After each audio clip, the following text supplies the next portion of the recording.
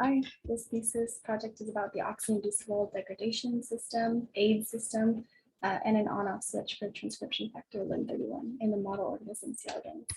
For this project, I work with Dr. Leilani Miller and Dr. Christophe Sabatier, and I am Caitlin Toth. I'm a biology and Spanish major with minors in biotech and Latin American studies.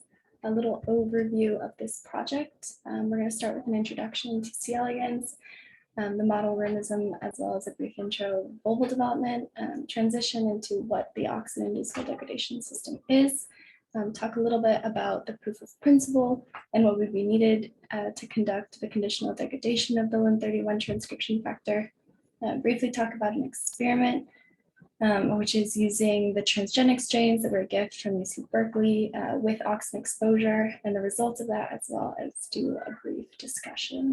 This work in general is a proof of principle for using the AIDS system to do a structure function analysis of the transcription factor LIN-31. And specifically, we're trying to separate two phenotypes and determine LIN-31's role at the beginning of cell fate determination versus at the end.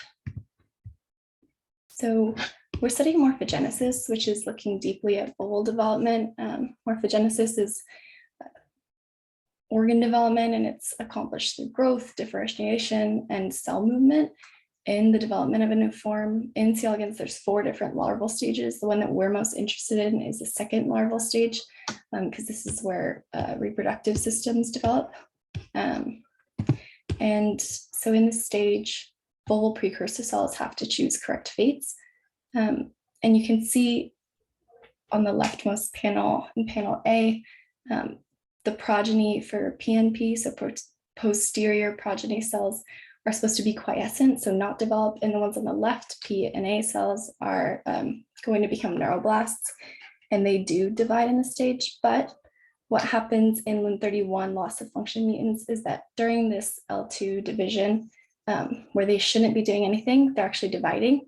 And this results in the phenotype of a multivolval worm with sometimes an egg-laying defect. And this is different than the phenotype they have when they have phosphorylation mutation in the LIN-31 gene. And that results in volvulus worms because it represses volval development. And so our hypothesis is that this phenomenon is due to excess divisions in the L2 disrupting the lineage.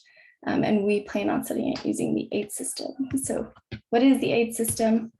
Essentially, the protein of interest is fused to an aid tag in a strain that expresses tier 1, which is a ligase. And so these two plus another enzyme come together and polyubiquinate, and they target whichever protein you tagged with aid for degradation. And so once you do that, you can have precise, rapid, tissue-specific degradation of target proteins.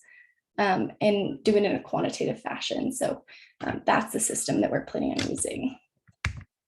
What this project would require, again, this is just a proof of principle, but what it would require is a couple different techniques. But first you have to start with generating that construct, and that's what you're looking at here. So it has a LIN-31 gene homology arms and a tier 1 promoter, has GFP, so you can look at fluorescence, it has an auxin degron.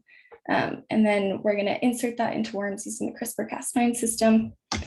Once we have those, we just need to create the auxin condition. So now you have the tissue specificity, you create the auxin conditions by pouring worm plates, and then expose the worms by transferring them onto those plates. And so we actually did that with some control strains that we got from Dernberg lab at UC Berkeley. So the strains are named CA1370 and CA1391. And they're expressed in somatic tissues, and they have to do with crossover events. So we took L4 worms, plated them. Our expected phenotype was HIM, which stands for high incidence of males worms.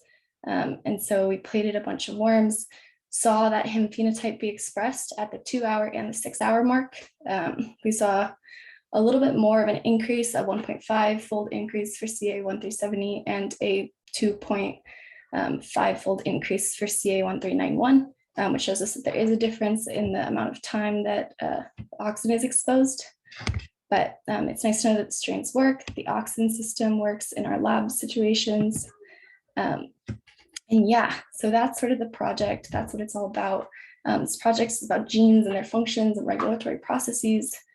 were interested in cell arrest during the L2, and it was really fun to work with. So thank you.